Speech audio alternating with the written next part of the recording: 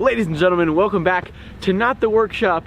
On today's episode, we're going to be hunting for some machines. Will, good luck on your journey up to Spokane and beyond.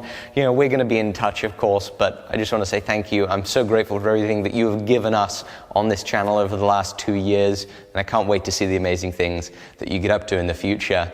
As we get into this video, though, we do have to thank our sponsor, which is Raid Shadow Legends. You want badass champions? You want tough bosses? You want millions of players? You want years of content with regular updates? Well, you need to be on the free-to-play mobile and PC game, Raid Shadow Legends. In-game, you'll uncover prophecies, curses, betrayals, and meet 16 warring factions. Let's show you a little bit about these factions. In-game, every champion belongs to a faction, and they're roughly divided into 4 categories, and there's 16 of them. My favorite's the Sacred Order. There are a bunch of knights banded together during one of the massive wars to form an order dedicated to Lemire and tasked with eradicating evil. But the game is so huge, there's an endless amount of styles of champions with different skills for you to unlock. Here are a few dark elves, and the styling is just so different. It's amazing. I really think the design work on this game is incredible. That there are so many champions with such intricate designs is a testament to the effort they've put into creating a really good game. Designing stuff isn't easy. I've got mad respect for the creativity of their creators. The fastest way to level up your champions is here, in campaign. You get some good XP and loads of silver. This month, Raid's got one of their biggest updates ever already out. It's a giant tower with 120 floors, a bunch of secret rooms, and it's called the Doom Tower. On top of that, they're also releasing 14 awesome new champions just in time for the holidays,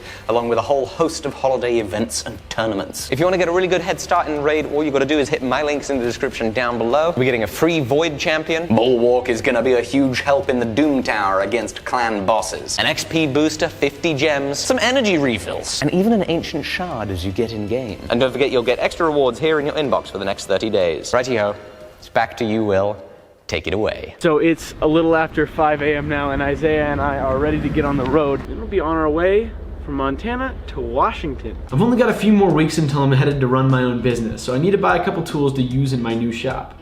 I don't have a power hammer as mine is broken. I need a couple metal cutting band saws and a milling machine, and I've got a few places lined up to see what we can find. All right, guys, we're driving through Missoula right now. We've been on the road for a couple hours now. First stop, once we make it to Spokane, dropping off the trailer at Jason's, so we're not driving around with a big old 20-foot long trailer the whole time. Then we're gonna have a quick visit to Nick's Boots. Then we just swing by the place that heat treated the power hammer dies. And after that, we're gonna head out of Spokane and go have a look at a power hammer. I'm pretty excited for that. It's I think gonna be a good fit, but we'll have to see how it goes.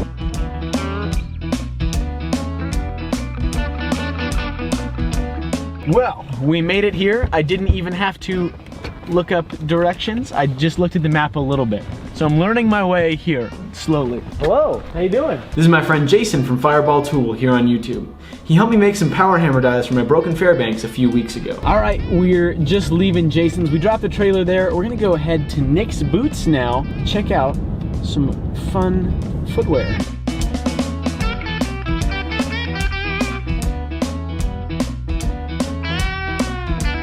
Made it to Nick's Boots, and they hooked me up with a belt and some absolutely killer, by far the toughest boots I've ever felt. I'm super excited. They made a pair for Alec and a pair for myself. I came and visited Nick's a couple months ago and got a full tour of their facility, and they have a really, really cool spot here in Spokane where they hand make all their boots. So here's a couple clips from that.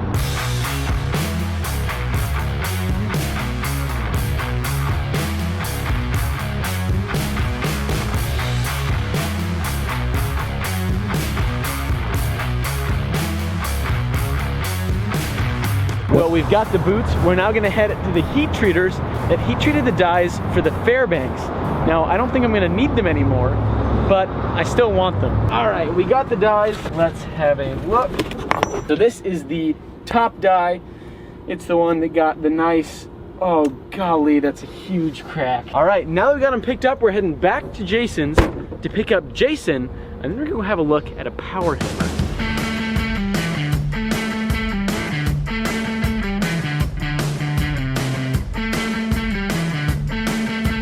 So the hammer is all here, which is nice, but my concerns are, A, there's a crack in the sow block over here, so that's that yellow piece. There's a crack that comes out of the bottom of that dovetail, and then also All of this linkage has been cracked and repaired, which is okay. That's not a critical thing, but it looks like at one point the whole ram was split in half and then repaired back together, and that's not super great either. I probably also need to clean out the back clutch here and clean out the ram guides as well. So overall, I'm still not quite sure. After sleeping on it, I decided to pass on the hammer. There was just too many issues with it, and I'm not looking to start another hammer restoration project. All right, it's the next morning now. We're gonna head a couple hours south to pick up a humongous bandsaw, as well as to do a little bit of other picking around this guy's place.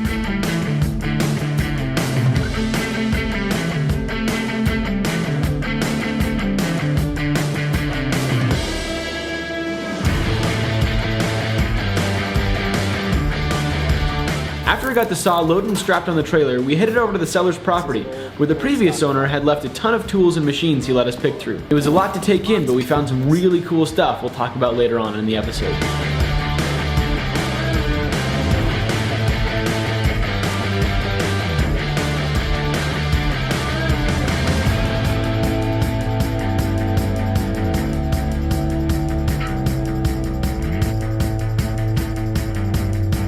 We're on our way back to my new workshop, where we'll unload the machines and take you through what we picked in Washington. My friend Taylor is going to meet us out there with his telehandler to hopefully avoid dropping anything while we're unloading.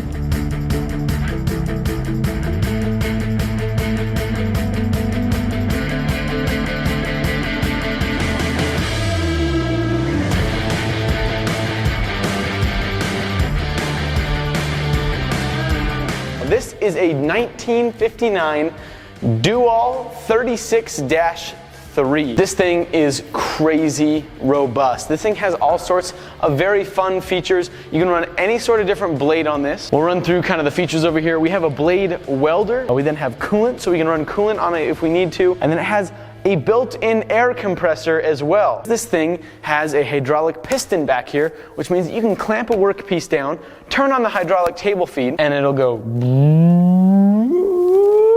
What an awesome idea, honestly. It's gonna be a good time. Now that we've got this thing in place, it's time to start that whole nerve-wracking process over and get that Bridgeport back on over there.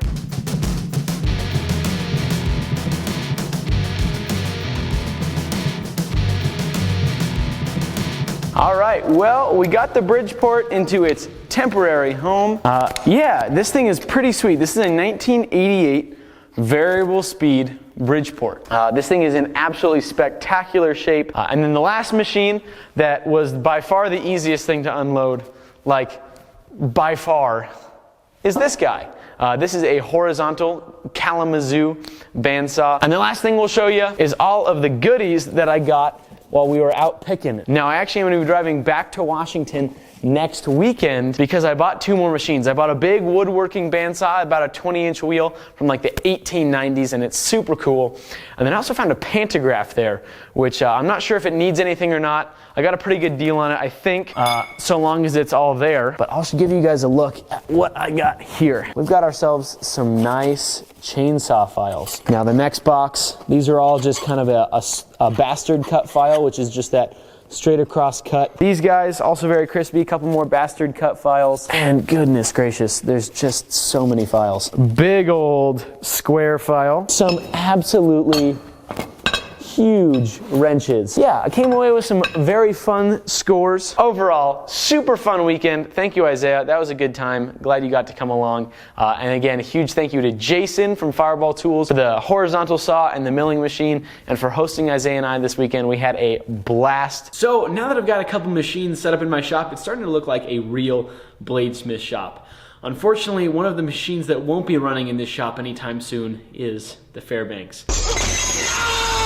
I'm having to table that project for now, as there's just so many things that are still left to fix on it. I just don't have the time to be able to invest into it right now. I need a hammer that's going to be up and running that I can start forging with. And the Fairbanks, well, it still needs the frame repaired. The disc brake that stops the main flywheel got broken during the fall as well, so that needs to be repaired. Need to fix the 3 cracks that are in the crank disc. I need to make a new top die for it. I need to cut and pour a slab as a foundation for it in my shop, and then fabricate a whole jack shaft system, along with a bunch of other smaller things that need to happen before that hammer is going to be up and running. Fortunately, I did find a bigger, better hammer that's in much, much better condition. It won't need a full rebuild before it's up and running, and I'm gonna be able to pick that up just a couple weeks into the new year working by myself. So since I don't have the time or cash to be able to dump into this hammer right now, it's going into hibernation. But when it awakens, I'll be ready to take it on again, ready to fix everything and get it up and running and give it that happy life of smashing steel that it deserves. When the hammer is finally complete, there will only be 6 pieces on the entire hammer that won't have been rebuilt. As the majority of you guys know at this point, I'll be leaving Alec's Montana shop here in the new year and starting out on my own venture. And the reason for that is I want to be able to challenge myself to learn new skills and to make it or break it. I've absolutely loved getting to work for Alec for the last 2 years, and I've learned an unbelievable amount. My plan for the new year and for my business is fairly multifaceted. I'm going to be making and selling knives and kitchen utensils and tools out of my own custom shop. I'll also be handling production knives for the Alec Steele Company, and I'll be producing YouTube content as well. It may take me a little while to get good at filming and editing myself, so it might be a couple weeks or months before I'm producing good, high quality YouTube content. But if you guys are willing to wait, you can go ahead and check out and subscribe to my own personal channel, which is Will Stelter. In the meantime, while I'm getting all of that set up, I'll continue to be active on Instagram, doing plenty of stories and live streams to keep you guys up to date on what's happening. It's been an absolute honor to get to work with Alec for these last 2 years and to make videos for you guys on his channel. And though I'm still gonna be nearby and I'll still get to work with this team periodically, I'm gonna miss this shop and this environment and this team immeasurably. These are some of the most driven and professional and fun young men that I know, and they've become a lot more like brothers to me than co-workers over the last 2 years. So I wish them the best of luck as I set out on my own adventure. And this is goodbye for now. I won't see you guys on the next one, but I'll see you down the road. Bye-bye.